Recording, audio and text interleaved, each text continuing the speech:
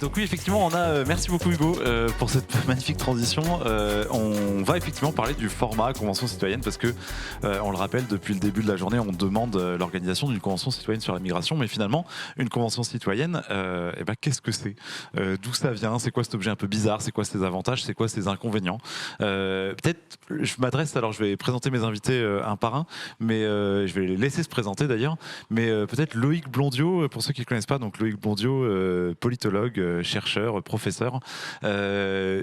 Tu connais bien les conventions citoyennes. Peut-être tu peux nous dire qu'est-ce que c'est une convention citoyenne et d'où ça vient cette idée C'est une vieille idée. C'est les premiers équivalents remontent aux années 60 et on en a rencontré à la fois en Allemagne et aux États-Unis à peu près au même moment. Il y a des inventeurs qui ont inventé l'idée d'un groupe de citoyens tirés au sort, informés d'une question par les experts et qui, à la demande des politiques, produisent des contributions, des jugements, des réponses à une question.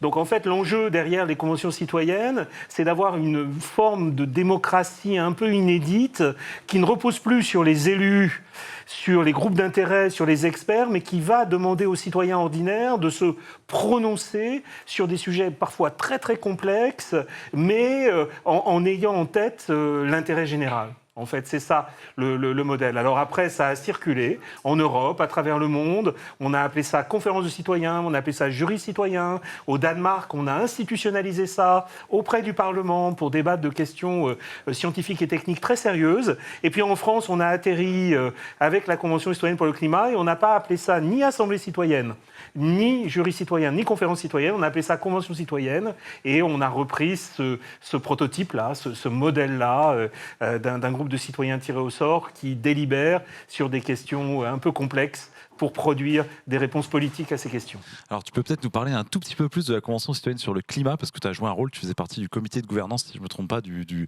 la Convention citoyenne pour le climat. C'était la première fois du coup qu'une Convention citoyenne était organisée en France. C'est quoi le bilan un peu de cette convention ? Alors il faut rappeler les origines. Les origines, c'est le mouvement des Gilets jaunes qui manifeste au nom d'une revendication démocratique très puissante qui était le référendum d'initiative citoyenne et au nom d'une critique finalement de la manière dont on est gouverné aujourd'hui dans la démocratie représentative. Et il faut analyser la Convention citoyenne pour le climat comme le grand débat. Je ne sais pas si vous vous souvenez, le grand débat avait été une sorte de gigantesque délibération avec plusieurs millions de personnes qui ont participé. On peut les analyser comme des réponses de la part du pouvoir à une critique de démocratie.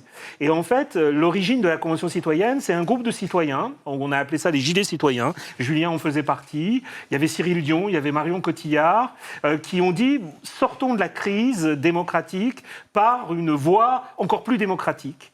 Qui était avec des propositions de convention citoyenne.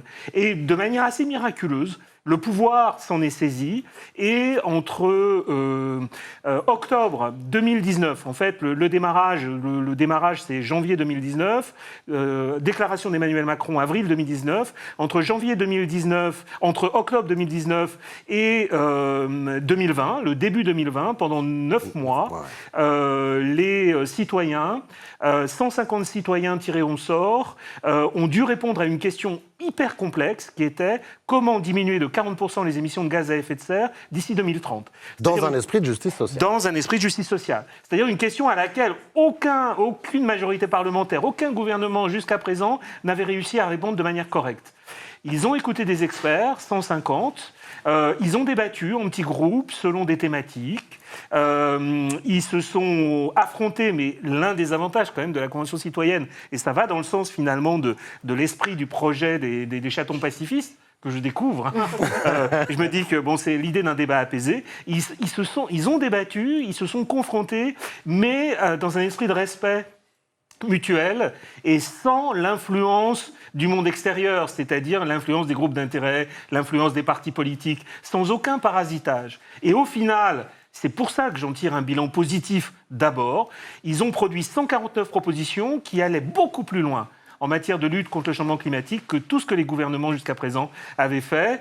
Le vrai problème, c'est effectivement que le gouvernement n'a pas pris au sérieux ces propositions, en a écarté quelques-unes, a détricoté, édulcoré, vidé de sa substance beaucoup d'autres, et au final ne se sont retrouvés dans la loi, contrairement aux promesses du pouvoir, que 10% environ des mesures. Donc, réussite exceptionnelle du point de vue démocratique, démonstration du potentiel incroyable de ce type d'instrument, nouveau pour la politique française, mais au final, petite déception, même grosse déception pour beaucoup de gens, c'est qu'il n'y a pas eu d'impact politique suffisant pour obliger les gouvernants actuels à prendre en compte ce point de vue citoyen original, informé et pertinent, en tout cas, par rapport à la question en jeu.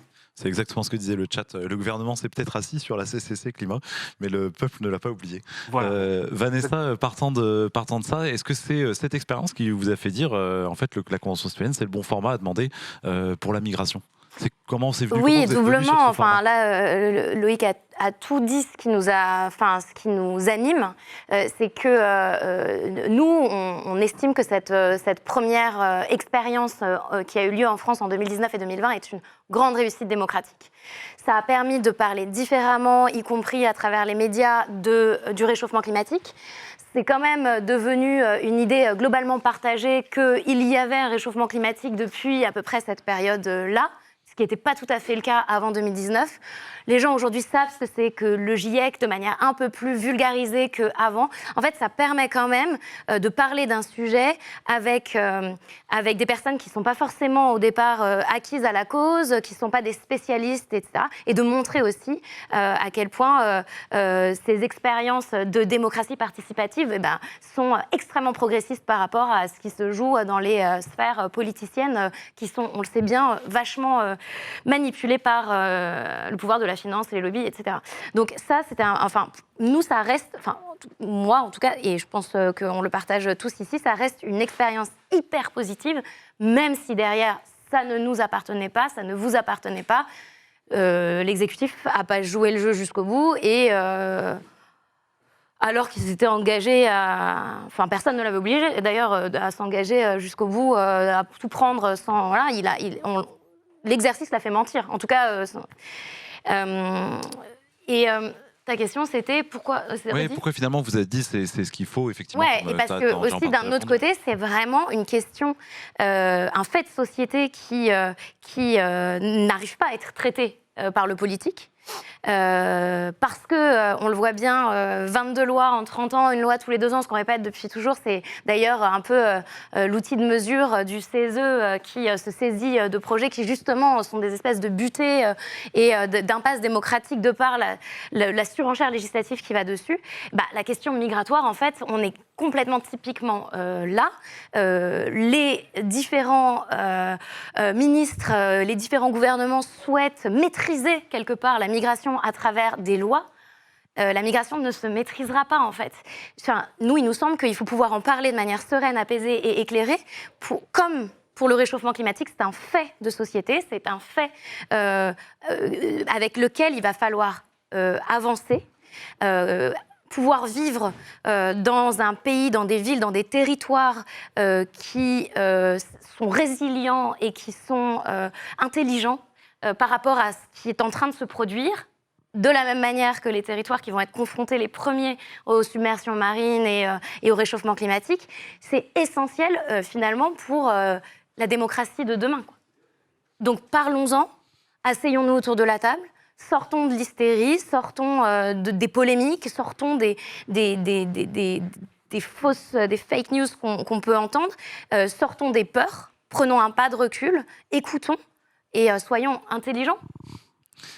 Julien, toi tu connais bien les conventions citoyennes aussi et tu es ici à de plusieurs titres, tu as de nombreuses casquettes. Est-ce que déjà tu peux te présenter ?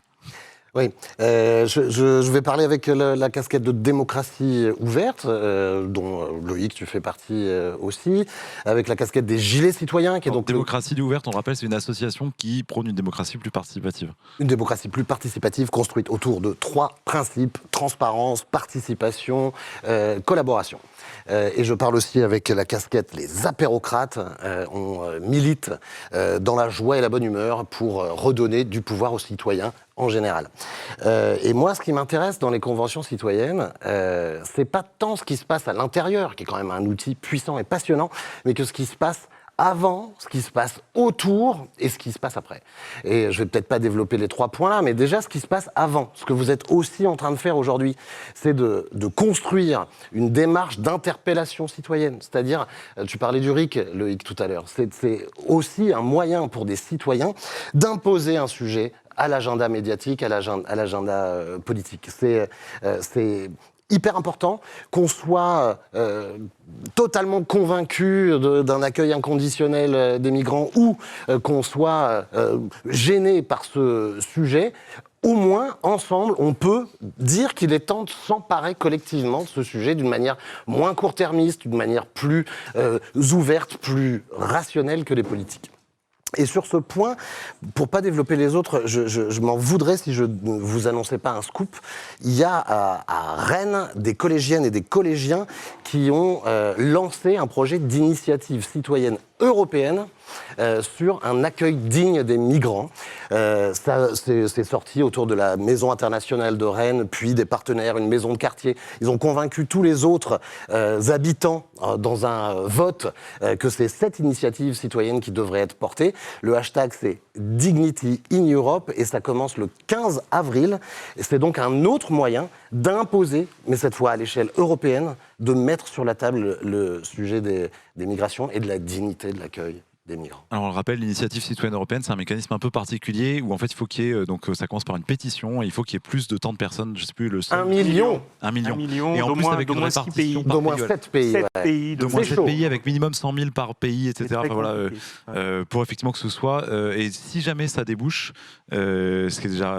Ça engage, ça oblige la Commission européenne à y répondre. Oui, juste à y répondre par écrit, hein. rien de plus. Tout à fait. Donc voilà, c'était pour rappeler un peu pour les personnes qui ne savent pas exactement. Jean-Baptiste, je ne t'ai pas présenté jusque-là. Tu es collaborateur parlementaire. Tu es plus du côté politique, on va dire. Comment effectivement les conventions citoyennes, alors il y a eu celle sur le climat, il y a celle en cours, c'est peut-être encore trop tôt pour en tirer un bilan sur la fin de vie qui se passe en ce moment au CESE. Il y a effectivement cette initiative pour demander une convention citoyenne sur la migration. Toi, côté parlementaire, comment c'est vécu ces conventions citoyennes? On a entendu parfois que ça pouvait être vécu comme une remise en cause. D'autres n'ont pas forcément ce regard, enfin du rôle de l'élu. D'autres n'ont pas forcément ce regard. C'est quoi un peu toi ton regard sur ce sujet? J'entends. Je pense que peut-être le blocage ou la différence qu'il peut y avoir d'appréciation, c'est avant tout peut-être une question de génération.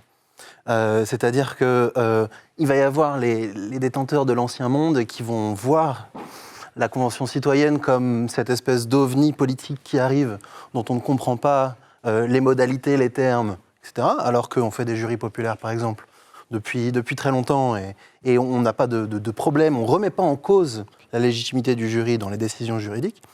Mais c'est vrai que sur le sujet politique, on vient confisquer à l'homme politique son hégémonie sur des sujets qui sont aussi importants, aussi cruciaux, et sur lesquels il y a une vraie problématique de dialogue.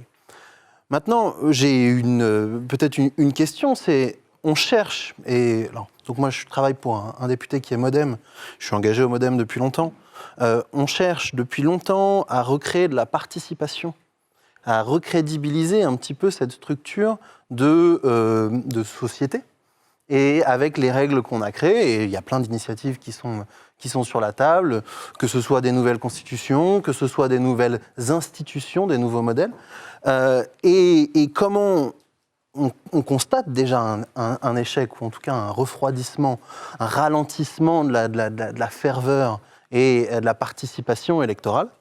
Donc c'est quand on a 50% de participation, on est content, et en fait ça devient presque problématique. Et donc, quelle légitimité on donne à ces élus ? Et c'est d'ailleurs rentré dans la rhétorique politique aujourd'hui, où on dit finalement, vous n'avez été élu que par 5%, 10%, parce qu'on fait le calcul de tout le collège électoral, et finalement, on se dit, comme il y avait 50% d'abstention, vous n'avez été élu que à 25%, donc par moins de gens. Donc dans ce cas-là, il faut savoir ramener les gens vers le dialogue, parce que je pense que faire société reste toujours important, et surtout créer de la légitimité pour des initiatives comme la Convention citoyenne. Et dans ce cas-là, et j'en termine là-dessus, je pense que le plus important, c'est la confiance. Et sur la question de la Convention citoyenne pour le climat, j'ai peur que la confiance, elle ait été un petit peu ébranlée. Parce que, alors est-ce que la promesse aurait même dû être faite ? Ça n'aurait en aucun cas tiré la légitimité de la Convention citoyenne pour le climat, mais c'est sûr que d'avoir dit on reprend tout 100% sans filtre, je pense que ça a été la principale erreur. Je pense que les résultats des travaux ont été extraordinaires et il fallait les considérer comme tels, mais de toute façon ils auraient dû repasser par la loi et donc passer par le Parlement. Loïc, tu voulais réagir ? Non, il faut vraiment voir ce que sont les enjeux quand même. Derrière des initiatives comme celle-là, derrière la nécessité absolue de renouveler nos formes politiques. Les enjeux, ils renvoient à la perte réelle de légitimité des gouvernements fondés exclusivement sur l'élection. C'est-à-dire qu'on est dans un contexte où la société a changé, où les citoyens, d'un certain point de vue, n'acceptent plus de déléguer leur voix, de déléguer leur pouvoir pendant 5 ans à des gens sans pouvoir intervenir, sans pouvoir les influencer. Donc, et ce qui est tout à fait notable, et ça a été dit, et c'est très juste, c'est que les générations les plus jeunes de la population sont particulièrement attentives au caractère démocratique de la prise de décision. Moi, je suis frappé avec l'histoire du 49.3 et du mouvement pour les retraites, que c'est la décision d'utiliser le 49.3, c'est-à-dire un fait d'autorité, un acte d'autorité non justifié, même s'il était permis par la Constitution, qui a amené les jeunes dans la rue. Moi, pour avoir manifesté avant 49.3 et après, c'est vraiment cette allergie finalement au discours d'autorité, au fait d'autorité. C'est ce refus de considérer qu'une fois que vous avez le statut qui vous permet en principe de prendre des décisions, vous avez le droit de tout faire sans écouter ceux qui ont des choses à dire. Et il y a un changement des formes de la légitimité dans cette catégorie de la population. Et ça, c'est validé par les enquêtes que nous faisons, les enquêtes sociologiques, et une attirance évidemment pour de nouvelles formes politiques. Le deuxième enjeu qui est à mon avis capital, c'est que des pouvoirs de moins en moins légitimes sont contraints, pour imposer leur point de vue, d'utiliser la répression.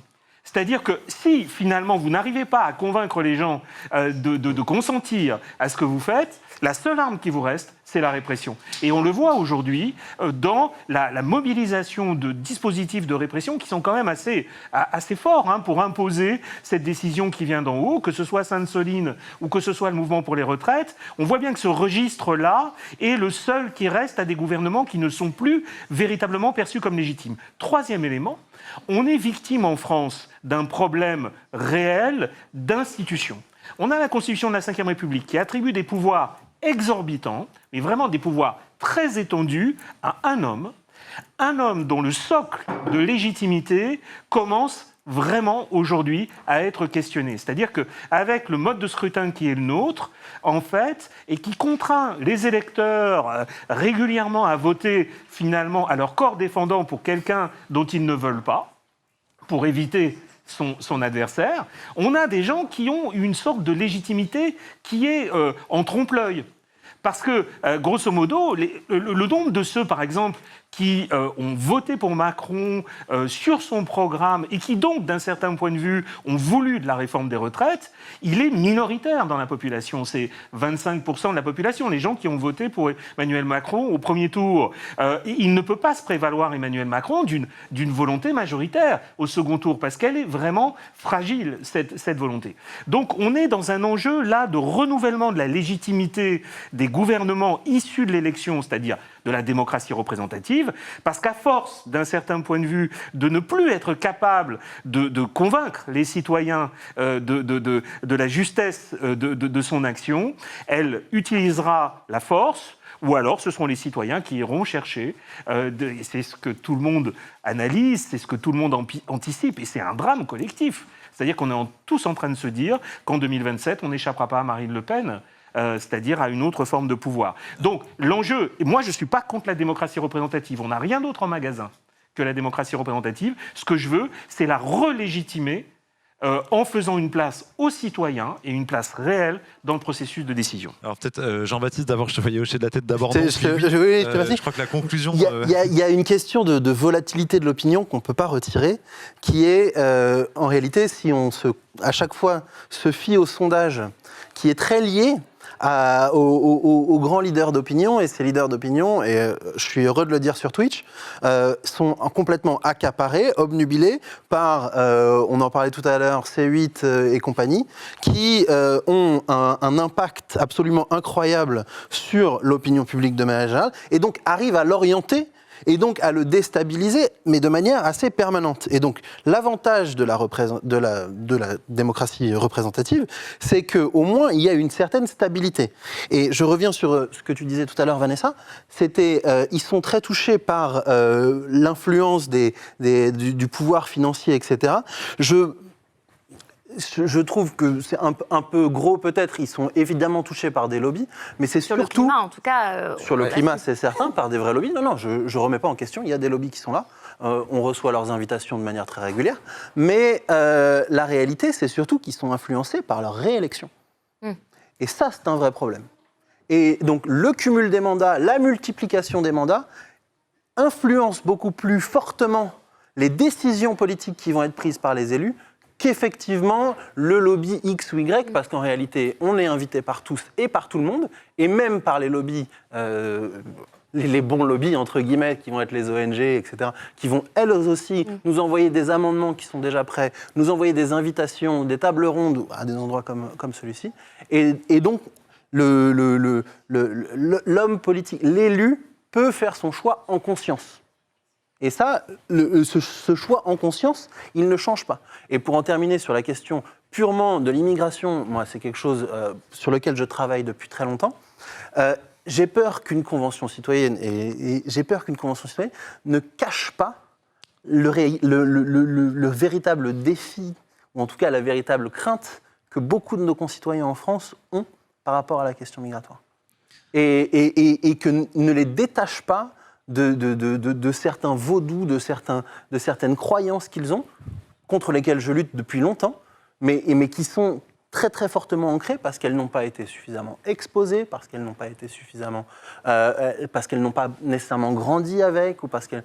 Et donc ces personnes vont rester dans ces croyances, dans ces idées, sans qu'un expert ou un autre, parce qu'il y a aussi la relativité du fait scientifique, qu'un expert ou un autre vienne réussir à les convaincre autrement. Alors peut-être, je vais juste... Oui, Vanessa, je vais te donner la parole. Je vais juste remercier Invincible Jane qui vient de lancer un raid sur notre chaîne, et pour vous dire aussi que c'était Jennifer de l'association Afro Gameuse, donc n'hésitez pas à la suivre, et bienvenue à vous sur la chaîne. Vanessa, oui, justement, sur ces... Oui, je vais quand même rebondir là-dessus, parce qu'on voit sur les études de Destin commun ou d'autres, qui sont vraiment des études qui sont très nourries, qui sont des études au long cours, qui reposent sur du Quantier et du Cali, qui ne sont pas juste des sondages faits à l'arrache sur Internet, que le gros de la population française dit méconnaître le sujet et ne sait pas se situer. Et ça représente plus de 60% de la population française. C'est énorme.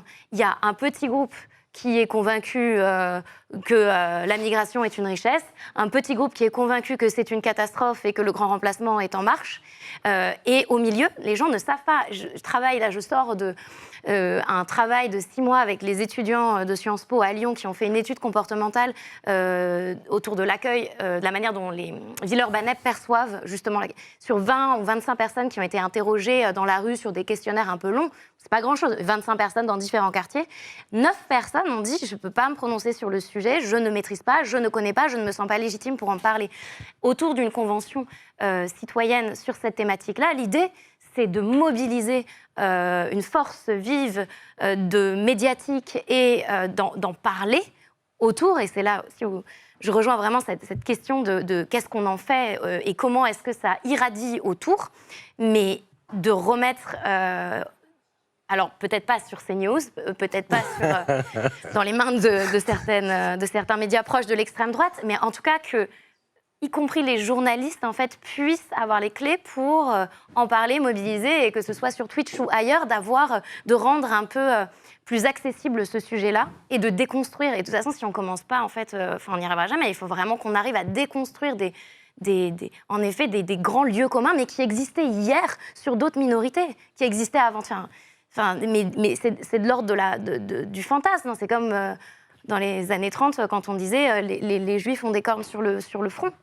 Il faut qu'on arrive à ramener vraiment, je pense, de la connaissance sur ce sujet-là. Julien. Ouais, pour prononcer ce que dit Vanessa et ce que tu dis, Jean-Baptiste, signer cette pétition, c'est pas juste réclamer une convention citoyenne, c'est réclamer un débat dans la société apaisé, rationnel sur ces questions-là. Et par exemple, la Convention citoyenne sur la fin de vie. Bon, on ne sait pas sur quoi ça va atterrir. Néanmoins, le débat est sur la place publique, comme il l'a rarement été, en écoutant tous les arguments. C'est ça qu'on doit pouvoir obtenir. Et d'ailleurs, ça pose aussi la question de la place des élus, peut-être dans la relation au moment de la Convention citoyenne sur l'immigration, ce qui pourrait porter comme projet, comme vision, aussi auprès des citoyens. Il ne faut pas penser ça comme un objet complètement à part. Il est plongé dans la société, en lien avec les élus, avec des experts, avec des assos. Et donc, c'est un débat autour de la Convention citoyenne. Et puis le deuxième truc, je pense que signer pour une Convention citoyenne sur l'immigration, pour revenir sur ce que tu disais, Loïc, c'est aussi dire aux politiques qu'il y a d'autres manières d'être représentés. Peut-être que des gens comme nous, en nombre, parce qu'ils ont été tirés au sort, parce qu'ils ont accès au savoir, parce qu'ils délibèrent entre eux. C'est un moyen de construire autrement de la vision politique, du projet politique, et ça pose du coup toute la question du statut de ce qui sort d'une convention citoyenne. Parce que cette convention citoyenne, elle devrait être, si la pétition signée là est acceptée, ça veut dire que le Conseil économique, social et environnemental l'organiserait, et ça veut dire qu'il produirait un texte. Et se pose la question, qu'est-ce qui se passe après de ce texte et de ces propositions? Eh bien, soit ça retourne au Parlement, soit ça va au référendum. Mais toutes ces questions-là, du statut, de la production de citoyens qui délibèrent entre eux tirés au sort, c'est une question démocratique et il faut qu'on se la pose ensemble. Et merci pour cette initiative, parce que je trouve qu'on est au cœur des questions qui se posent avec les retraites, après les Gilets jaunes, dans le cadre des mouvements. Je fais une mini parenthèse et je te donne la parole, Loïc, après, pour signaler effectivement que quand même dans ce parcours effectivement qui demande une convention citoyenne, il y a eu une tribune qui a été signée par plus de 400 chercheurs qui demandait effectivement à ramener en fait le débat sur des faits, sur la réalité, sur quelque chose de plus raisonné. Et ça, je crois que indépendamment, comme tu disais, de l'opinion qu'on peut avoir ou des suites à tirer de ce débat, la position qu'on peut avoir sur l'immigration, il y a un consensus parmi les chercheurs de se dire qu'aujourd'hui, la priorité, le préalable, c'est de ramener le débat en lien avec la réalité, en lien avec les faits. Loïc, peut-être justement, toi, chercheur... Oui, il y a deux points là-dessus, sur l'état actuel du débat sur l'immigration. D'abord, il y a clairement une sorte de détournement de l'agenda qui est régulièrement fait, où et par exemple, la question de l'immigration, je ne sais pas si vous avez remarqué, et la question de la sécurité sont des questions dont on s'empare régulièrement au moment des campagnes électorales. Dans l'intervalle des campagnes électorales, c'est plutôt ce qui intéresse les citoyens, c'est plutôt les questions de justice sociale, c'est plutôt les questions économiques, de redistribution, etc. Et puis, comme par miracle, au moment où démarrent les campagnes électorales, souvenez-vous de Lionel Jospin en 2002, du 21 avril 2002, l'agenda médiatique était saturé par cette question de la sécurité. Et on voit très bien que certains acteurs politiques ont parfaitement intérêt à situer la discussion sur ces sujets-là. Donc, très clairement, il faut peut-être débattre à froid de cette question hors des campagnes électorales et d'en débattre avec les citoyens d'une manière apaisée, je suis entièrement d'accord. Et cette démocratie délibérative qu'on essaye de faire émerger, de faire advenir, elle repose nécessairement sur un socle d'informations contradictoire. C'est-à-dire que moi, je vois très bien une convention citoyenne donner la parole à des experts reconnus, parce que qui aujourd'hui monopolise le débat sur les plateaux télévisés de ce monde en parle? C'est des gens qui ne connaissent rien à l'immigration. C'est-à-dire, c'est des éditorialistes qui prennent la parole sur à peu près tous les sujets pour agiter des fantasmes, pour polariser l'opinion, pour manipuler la peur. Or, d'un certain point de vue, on peut tout à fait concevoir un autre type d'information, et justement, c'est le rôle de ces dispositifs. Il ne s'agit pas de faire en sorte que les citoyens n'écoutent que des experts qui sont pour l'ouverture des frontières ou qui minimisent. Non, il y a effectivement, il y a toutes les variantes de l'expertise, mais au moins que ces gens-là interviennent sur une base de connaissances réelles. Et après, les citoyens se font et construisent leur opinion. Donc on réouvre finalement les termes du débat pour éviter une fausse polarisation avec des positions qui sont caricaturées sur le mode de position moralisante. Parce que, grosso modo, que disent les gens qui se situent à droite et à l'extrême droite sur ces questions? C'est qu'on ne peut opposer aux politiques anti-immigration que des arguments moraux. En fait, il y a plein d'autres arguments qui sont sur la table. Il y a des enjeux économiques, il y a des enjeux sociaux, il y a des expériences réussies d'intégration de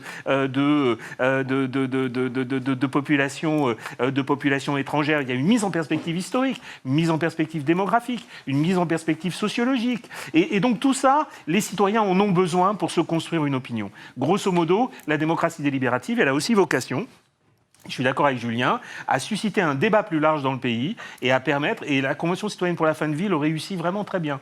On n'en a jamais autant parlé, on n'en a jamais aussi bien parlé, dans les médias en tout cas, parce que d'un certain point de vue, la Convention citoyenne, l'organisation de la Convention a obligé à établir, stabiliser les termes du débat, et donc du coup on le reprend ce débat. En faisant ça, on le reprend à CNews, à Valeurs Actuelles, aux entrepreneurs de peur, aux entrepreneurs de fantasmes qui aujourd'hui sont presque seuls. Et vous avez tout à fait raison. Même si je pense que vous minimisez le poids des groupes d'intérêt, vous avez tout à fait raison. De manière très curieuse, dans les médias qui sont les plus clivants aujourd'hui sont leaders. Et donc, du coup, les autres suivent. Les médias qui produisent une information un peu éclairée, etc., sont contraintes de s'aligner, alors c'est l'effet des réseaux sociaux aussi, de s'aligner sur CNews, sur Valeurs Actuelles, sur Le Point, qui font toutes les semaines leur une sur l'islam, l'immigration, etc., etc. Donc il faut changer tout ça. Ou Pierre Palmade. Oui, Jean-Baptiste. Pierre Palmade. Jean-Baptiste, peut-être effectivement, comme tu as une expérience parlementaire, est-ce que tu peux nous dire comment ça se passe déjà un débat parlementaire, et notamment sur la question de l'immigration? Est-ce qu'on parle de débat apaisé depuis le début de la journée? Est-ce que tu pourrais décrire, on a vu beaucoup l'Assemblée ces derniers temps, je pense que le mot débat apaisé n'est pas forcément ce qui vient en premier. C'est quoi ton point de vue à toi, vu de l'intérieur, sachant qu'on voit aussi ce qui se passe en séance plénière, beaucoup moins ce qui se passe en commission par exemple, mais c'est un peu justement comment ça se passe un débat, surtout sur ce sujet-là, et c'est quoi ton point de vue toi sur le sujet? Alors, sur le sujet des migrations, je veux revenir sur la question, juste sur la question en campagne. En campagne, il y a des candidats qui l'utilisent, ce sujet, comme un thème de campagne. Mais en réalité, la dernière loi, elle est passée en 2018, donc un an après l'élection du président de la République. Et il y en a une qui devait passer encore cette année, donc encore une fois, un an après. Donc je ne pense pas que ce soit vraiment lié. Ce qui est certain, c'est que l'extrême droite l'utilise comme, encore une fois, son chiffon rouge pour un petit peu mobiliser son électorat, mais qu'il y a il y a un réel intérêt de l'avoir dans les moments les plus apaisés possibles. Et je pense qu'aujourd'hui, ce n'est pas un moment suffisamment apaisé pour évoquer ce terme, ou en tout cas la question de l'immigration et toutes ses facettes, parce que l'apaisement n'y est pas. Et pour ça, je suis désolé, je vais mettre clairement les pieds dans le plat, il y a un blocage. C'est-à-dire que l'Assemblée nationale, qui est censée être le lieu où on peut discuter, où on peut poser des amendements, où on peut essayer d'améliorer un texte dans la recherche du compromis et donc du meilleur avancement, principalement quand on a des groupes parlementaires conséquents, le sujet n'y était plus. C'est-à-dire que pour les retraites, il peut y avoir un blocage très clair, mais 18 000 amendements, quand les amendements ne sont pas toujours constructifs ou ne cherchent pas toujours le compromis, il y a une volonté de blocage. Mais dans ce cas-là, est-ce que c'est le rôle des partis politiques ou est-ce que c'est le rôle des syndicats ? Et il y a eu d'ailleurs, pendant ces mobilisations, une espèce de bataille entre les partis politiques et les syndicats sur savoir qui est-ce qui va mobiliser dans la rue et qui est-ce qui va bloquer quoi. Mais pour en revenir à l'immigration, je pense qu'on se trompe de sujet à chaque fois qu'on lève le débat dans les médias. Et les médias, je pense, ont eu une responsabilité particulière dans ce sens-là. C'est qu'on ne cherche pas à expliquer, on cherche à croire. On joue à l'émotion. On va parler donc du grand remplacement comme si c'était un fait mathématique et démographique, alors qu'on ne va pas demander aux démographes ce qu'eux vont dire sur ces questions-là. Et donc malheureusement, on ne dira pas à quel point notre crise démographique et notre problème pour financer, par exemple, notre système de retraite, vient du fait qu'il n'y a pas suffisamment de personnes qui travaillent en France pour pouvoir justement financer ce système par répartition de solidarité. Et donc l'immigration pourrait être une réponse et donc pourrait permettre aux gens de ne pas avoir à travailler ces 2 années de plus. Donc on a besoin de cotisants, on a besoin de personnes qui vont participer à notre système de solidarité.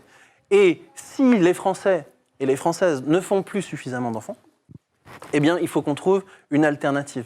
Mais qu'elle ne remette en aucun cas la question, qu'elle ne remette en aucun cas en cause la question qui va venir avec, qui va être des questions d'intégration, qui vont être des questions de l'apprentissage du français et qui vont être des questions purement de droit, parce qu'il y a évidemment la Convention de Genève, il y a les traités européens, qui sont pour les questions d'asile purement et simplement, qui répondent déjà à une certaine question de protection, et puis les visas de travail, et pour ça, on n'est pas le Canada et les États-Unis. Alors, on devrait certainement s'en inspirer. Je pense qu'eux ont un modèle d'immigration beaucoup plus réussi, d'intégration également beaucoup plus réussi, et on pourrait s'en inspirer. Il y a une question géographique, c'est qu'on n'est pas une île, donc on n'a pas la même maîtrise sur les flux, mais je suis tout à fait d'accord avec toi, Vanessa, encore une fois. On n'arrivera pas à dire stop, et c'est pas parce que Le Pen ou Pasqua vont faire des lois beaucoup plus restrictives qu'il y aura moins de gens qui vont venir.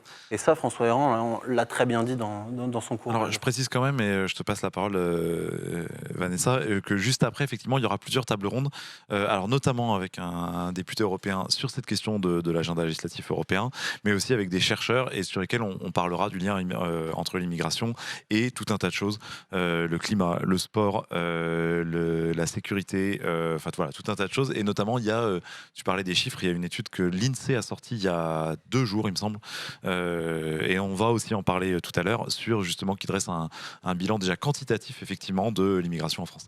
Vanessa, Julien, tu voulais dire un mot? ou Julien d'abord. Je voulais juste dire, c'est marrant parce que tu as commencé, Jean-Baptiste, en disant je suis pas sûr que ce soit le moment d'avoir ce débat, et puis tout le reste de ton intervention, c'est hyper important d'en parler pour ça. Ben, alors, moi j'adorerais. Mais moi j'adorerais qu'on en parle. Mais malheureusement, c'est pas le moment. Je pense pas que de manière purement politicienne, je pense pas que le gouvernement soit en position de proposer quelque chose. Donc on en revient à la question démocratique globalement. Est-ce qu'on laisse tout seul Emmanuel Macron décider de quoi on parle dans la société et quand, ou est-ce qu'on utilise les outils à notre disposition, comme l'initiative citoyenne, pour l'organisation d'une convention citoyenne, pour décider de quoi, en tant que société, on veut parler? C'est le sujet de cette pétition. Signez-la. Ouais. Oui. Moi, je voulais quand même rappeler un truc, c'est que la question de l'appel d'air, de l'immigration, enfin tous ces mots-là qui font peur, c'est complètement... ça a été amené par le Front National dans les années 80. Maintenant, tous les partis en parlent et reprennent. Ça choque plus personne de parler... si l'appel d'air, ça choque plus personne. Alors que c'est une vraie invention. Les scientifiques, les experts le disent. C'est pas les questions d'accueil dans les pays où on arrive qui jouent sur le départ. Donc, c'est avéré. Et on voit l'exemple de l'Allemagne qui, aux dernières élections, n'a pas du tout parlé de la question migratoire. Et l'extrême droite a fait un score absolument nul aux élections. Plus on en parle, et quand on en parle parce qu'on fait une nouvelle loi qui est censée maîtriser, encore une fois, le fait migratoire, donc durcir les conditions d'accueil, ce qui se passe dans la société, c'est que ça renvoie à une image... plus les lois passent, en tout cas ces 22 dernières lois, à chaque fois, on grimpe les échelons et on présente les personnes migrantes comme étant un problème, déjà, d'emblée. Donc c'est un problème et il faut durcir le parcours d'intégration. Et à chaque fois, ça monte... on arrive quand même vers des... Là, la loi Darmanin, entre nous, elle aurait pu être écrite par Le Pen. Hein. On est quand même sur une loi extrêmement dure sur l'intégration. Et donc, ce que ça renvoie comme image, ce sont des personnes qui sont... qui viennent potentiellement profiter d'un système, qui sont un problème et qui sont aussi potentiellement délinquantes. Et on l'a même vu, la confusion des centres de rétention administrative avec des centres de rétention pénitentiaire infuse jusque dans le gouvernement. Donc, évidemment que ce durcissement a des effets délétères sur l'ensemble de la société, de la perception des citoyens français, des personnes réfugiées, migrantes, exilées, et que si on n'en parle pas, en effet, en dehors des questions politiciennes, des prochaines élections et du programme politique de certains candidats, en fait, on n'en parle jamais.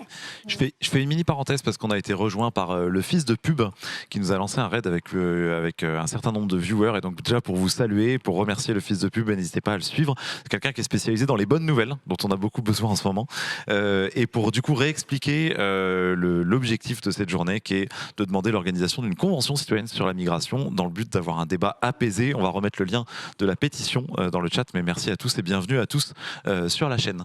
Loïc, je ne sais pas si tu voulais redire un petit mot. Ce qu'on peut rechercher à travers ce type d'initiative, de mise en place d'une convention citoyenne, c'est de revenir à ce que devrait être une délibération démocratique. C'est-à-dire une sorte de débat, de dialogue à partir d'arguments contradictoires. Or, aujourd'hui, dans le débat public, il n'y a plus de mise à disposition d'arguments contradictoires. Il y a un seul type d'argument qui domine et qui est majoritaire, qui est poussé à l'extrême sur la dangerosité de l'immigration. Et effectivement, avec ces raisonnements qui sont de bon sens, qui sont faussement de bon sens sur l'ouverture des frontières, c'est ce type d'argument. Il faut rééquilibrer, d'un certain point de vue, l'offre d'arguments pour que les citoyens puissent produire véritablement une opinion fondée sur ces questions-là. Alors, la Convention citoyenne, on ne sait pas sur quoi elle va déboucher. C'est ça qui est intéressant, il faut le dire. On n'instrumentalise pas un dispositif démocratique pour parvenir à un résultat qu'on connaît à l'avance. On n'aurait jamais pu penser, d'un certain point de vue, au moment de la Convention citoyenne pour le climat, qu'elle aboutirait à ça. Par exemple, les citoyens, les 150 citoyens sont allés assez loin, mais ils ont refusé la taxe carbone. C'est-à-dire qu'ils ont décidé, alors que la taxe carbone, notoirement, est la mesure qui pouvait être la plus efficace pour parvenir aux résultats qui leur étaient demandés. Donc, il y a une marge de manœuvre, il y a une latitude. Peut-être que les citoyens vont vouloir aller dans le sens de politiques plus répressives. On n'en sait rien. Et honnêtement, je ne parierais pas, moi, in fine, sur le résultat. Mais il faut arrêter ce cercle vicieux où on a, parce qu'il y a des arguments qui sont biaisés et qui sont les seuls disponibles dans le débat public, une opinion finalement qui se radicalise et des gouvernants qui disent regardez, l'opinion elle s'est radicalisée. Donc on est dans une sorte de spirale qui n'a pas beaucoup de sens en plus, parce que vers toujours plus de répression, en sachant qu'effectivement ces politiques répressives n'ont aucune efficacité réelle sur les flux migratoires et aggravent la situation beaucoup plus qu'elles ne qu'elle ne la, solutionne. Donc voilà, c'est pour ça. Moi, mon combat, c'est pas un combat qui est orienté sur les questions de climat, d'environnement ou d'immigration. Moi, c'est pas l'orientation des sujets qui m'intéresse, c'est la qualité de la démocratie dans notre société. C'est la qualité de la délibération.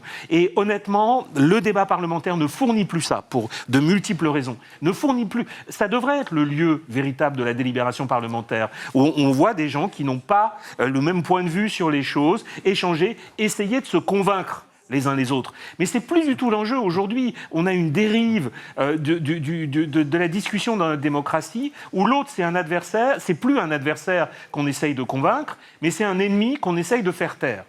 Donc on est dans ce schéma-là où notre démocratie est proche de basculer dans toute autre chose. Quand vous avez face à vous quelqu'un que vous avez renoncé à convaincre et dont vous n'attendez plus rien, parce que vous le niez, vous niez sa légitimité même, on n'est plus en démocratie. L'immense avantage des conventions citoyennes, c'est que les citoyens ne se voient pas comme ça les uns les autres. Ils se respectent, ils s'écoutent et ils font des compromis. Des compromis qui ont tout à voir, non pas avec leur propre intérêt, mais avec le sentiment qu'ils ont de ce qui doit être fait. Et moi, j'ai une confiance infinie dans un groupe de citoyens, à condition de lui donner du temps.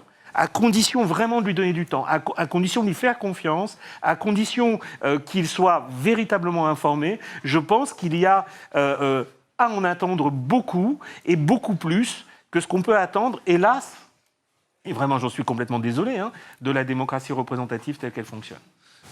Julien, un tout petit mot. Je voudrais m'adresser à tous les militants de l'accueil, mais tous les militants en général, et de leur dire dans le prolongement de ce que dit Loïc, en ce moment, tout le monde le sent, il y a un sujet dans la société, c'est notre capacité à vivre ensemble, redécider ensemble, réinventer les règles du jeu politique. Et quelles que soient les causes, quels que soient les sujets qu'on défend, il y a un énorme enjeu de réinvention collective des règles du jeu politique. Les conventions citoyennes sont un très bon outil. Il faut aussi s'interroger sur le mécanisme d'initiative citoyenne que les Gilets jaunes mettaient en avant. On a besoin là, de ce temps de redébattre ensemble, librement, rationnellement, fraternellement, sur tout un tas de sujets. Restaurer le dialogue. Je vous conseille, alors ça n'a rien à voir, mais j'ai été bouleversé par un film qui s'appelle « Je verrai tous vos visages », qui est sorti cette semaine, sur la justice restaurative, qui décrit une forme de processus absolument extraordinaire de restauration du dialogue d'abord, entre des victimes, des victimes de crimes ou de délits et des auteurs de crimes ou de délits. Et la force de la parole, la force produit une forme de confiance. C'est un film qui est absolument formidable et qui se conclut sur un des protagonistes qui dit « Nous sommes tout ce que la société n'est plus », c'est-à-dire vraiment de l'empathie. En démocratie, d'un certain point de vue, il y a un moteur, il y a quelque chose qui est absolument nécessaire, c'est la capacité de se mettre à la place de l'autre. Si vous n'êtes plus capable de vous mettre à la place de l'autre, de penser avec ces catégories de pensée, à ce moment-là, il n'y a plus de démocratie possible. Or, reconstituer des espaces de dialogue, des espaces où ce processus-là est possible, c'est quelque chose d'infiniment précieux, parce que sinon, où va-t-on ? On va à la guerre civile.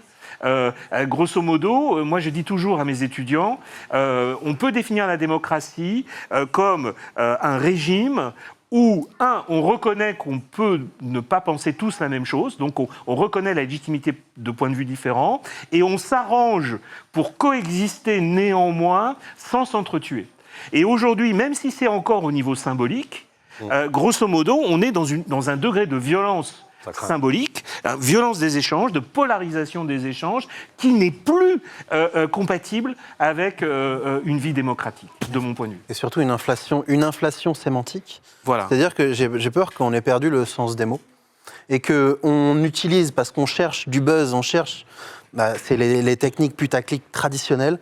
On cherche des mots qui vont être le plus choquant, le plus prenant possible, en oubliant ce qu'il y a derrière et surtout en plus cherchant ce qu'il y a derrière. Et ça, c'est problématique parce que du coup, on perd la capacité de dialoguer. Et moi, je fais partie d'un parti politique qui cherche toujours à dialoguer, peu importe d'où ça vient. Il y a un projet de loi constitutionnel qui a été voté de manière transpartisane sur l'IVG, et là maintenant un qui vient d'être déposé sur la préservation de l'eau et sur la reconnaissance comme droit humain. Et c'est des initiatives comme ça qui rassemblent et qui est encore possible. Et je terminerai sur la Convention citoyenne, celle donc, qui va rendre ses réponses demain et qui est quand même encadrée par le CESE. Et en réalité, je ne pense pas que la Ve République soit entièrement à mettre à la poubelle, parce qu'il y a des institutions comme le CESE, justement, où on cherche à créer ce dialogue, mais qui n'a aucune répercussion, qui n'a aucun impact dans la société et évidemment dans les médias.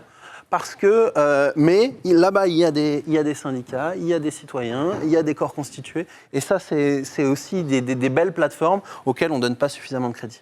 Ce sera le mot de la fin. En tout cas, on a abordé énormément de sujets et du coup, je vous incite, j'incite nos viewers à suivre ces personnes sur les réseaux sociaux, mais aussi à suivre les travaux que font Démocratie Ouverte, que font les apérocrates, que fait Loïc Blondiot, qui a publié de nombreux livres et travaux de recherche également.